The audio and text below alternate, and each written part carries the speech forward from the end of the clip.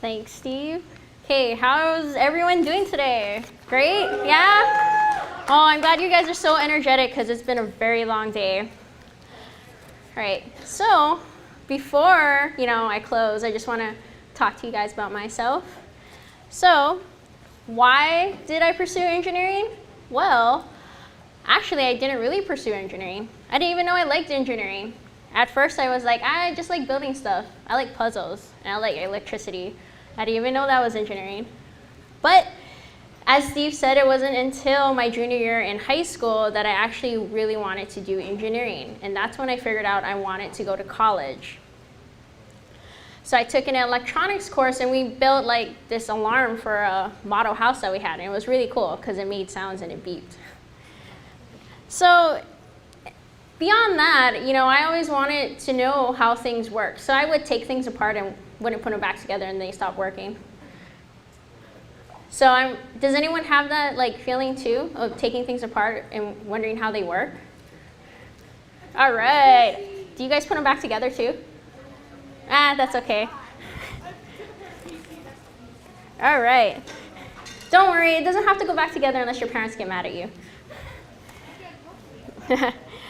So what inspired me to be an engineer? Well, beyond that course, it was, astronauts, and I really like NASA stuff too. Like how do rockets work? How do aerodynamics work? So you guys just learned that today while building these turbines. So along those interests, I enrolled myself at KCC after figuring all these things out. And I did several projects there that I'm really happy about, as well as projects here. So one of them that Steve mentioned was an international competition among other universities, while we were the only two-year university. And it was pretty cool. So we got to build something called a CanSat. So that's a canister satellite competition. So basically, you would build a glider, and you add these sensors to it, and it glides through the atmosphere. So you got to shoot it off in a really big rocket. And so if you look here, the bottom middle picture, so that's us in Texas. So we actually got to put it into a rocket, which I don't have a picture of, sorry.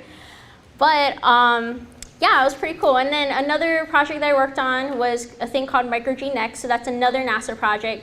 So if you see on the top left, your left? Yeah, top left, sorry.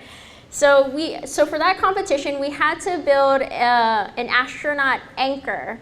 So can you imagine an astronaut floating away in space? I can't, but apparently you need an anchor for it. So that was a challenge, something we got to build. So astronauts float away in low microgravity, so that's why it was called Micro-G Next. And we got to go to an astronaut swimming pool. So does anyone know what an astronaut swimming pool is? Can someone tell me? How about you in there in the back? It's where they don spacesuits and test what it's like to be somewhere. Yes, exactly. And in the swimming pool, they have a replica of the International Space Station. So astronauts actually get to feel the distance between each corridor and where they have to go. And so if you look at this picture right here, the bottom left, so we couldn't actually go in the swimming pool ourselves. We actually had to talk to the diver who was testing our anchor in the swimming pool. So me and my friend Jonathan, who were on the same team, we had to go and direct, and it was really hard. Can you imagine only getting instructions through your headset, and you'd have no idea how this device works? So that was pretty cool, and also frustrating. So, I just, after, telling you about myself, I just want to encourage you guys that, you guys can pretty much do whatever you want. You're only limited by your imaginations. And especially you girls out there, I know that you think you're not smart enough, some boys too, but you are actually really, really smart. It's just that you have to try really, really hard. I know I had to try really, really hard too. I'm gonna tell you a secret, but you can't tell anyone. I couldn't do multiplication in 3rd grade. Yeah.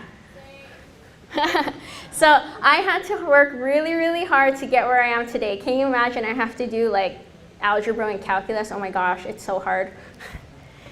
Anyway, so I hope you guys had a lot of fun today, and I just wanted to let you know you shouldn't be discouraged, because I set things on fire in our lab all the time. And things are meant to catch on fire, but then you put them out and then you rebuild it and then it starts working. So, I mean, you just end up being lucky, but anyway, so I hope you guys had fun here today. I think that if you guys haven't tested your second design, there's the back table still open if you guys still want to test it. Anyway, so I just want to thank all of you for being here today, and I'm so glad you guys had fun, and I know it was a super long day.